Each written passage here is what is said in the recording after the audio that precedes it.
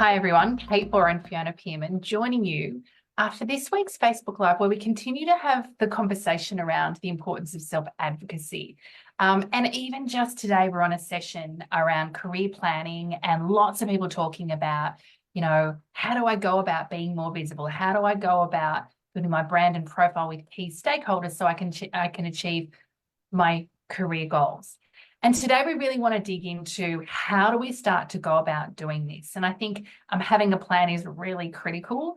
Starting though with getting really clear. We know clarity creates confidence, it creates certainty, it gives you courage as well. Lots of C words in there, but it truly is so critical. Time and time again, week in, week out, every time we are coaching clients, we're in our debrief sessions with the Acts of Confidence program. We talk about clarity. Get clear and make decisions is act of confidence number one.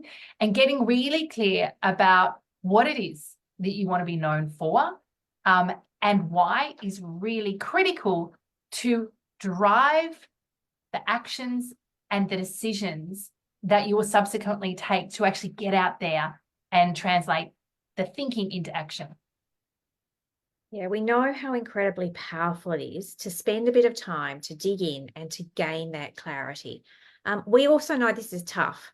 People don't find it easy. And when we're talking about getting clear about your strengths, the value you bring, what you contribute, what you've got to offer, that for many people can feel quite uncomfortable to talk about. So starting to, really dig in and to gain some clarity about that and get some feedback from others around what it is that you particularly bring, how you contribute, what your part of the project was and the way in which that helped drive results. Really valuable to be able to hone in on that and to be able to talk about it in a way that allows you to share it, but also for others. And I think once you're able to own that and hold that value in yourself, it makes it easier to think about, well, who needs to know? Who in my world, who in my network, both internally in your organization, but sometimes also we want others to see us, to be visible to other people as well. So starting to really think about which individuals, and we'd usually suggest you just start with one or two, don't get overwhelmed, but who, if there are a couple of senior stakeholders, maybe one or two levels up from you, if they knew more about what you were doing, if they knew more about the results you were getting, what would that mean they could do on your behalf? What conversations could they enter? How could they talk about you differently because they knew more about what it is you've got to offer? Yeah, and that's why really being clear about why. What's the outcome we're trying to achieve? Is it a promotion opportunity? Is it being more visible with the stakeholders so that you can be invited into specific experience, right? Or into specific projects? Let's get really clear about the outcome and the meaning of that outcome, the impact that it would have on you professionally, so that we can really focus and orientate our activity. In the absence of that, we tend to be vague. We can easily procrastinate. We can kind of say it's not important, I'll leave it to later.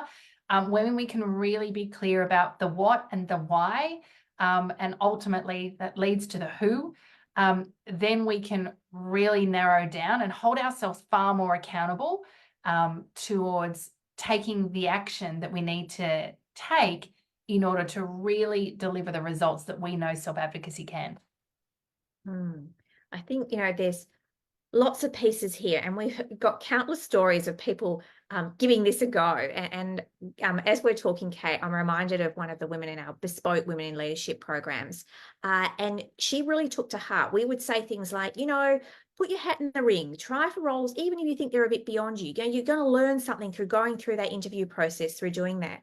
And this particular woman went, yeah, I'm going to give that a go. She went into an interview, a panel interview, found it a little bit challenging, but was able to make some good points and was able to share some of the value and some of the things that she'd done really well. Now, here's the thing, she didn't get that role.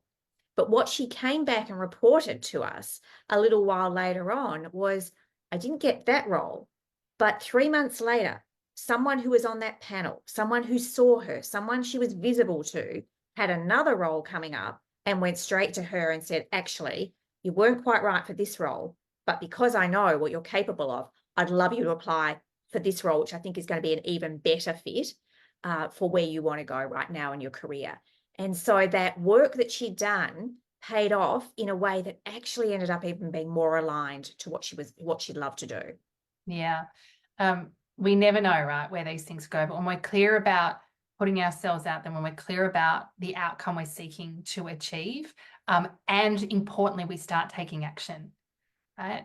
Now, here's what's going to happen though sometimes when we think about taking action, fear is going to pop up, right? All these roadblocks. The procrastination is often a guise for stuff that's going on underneath the surface, right?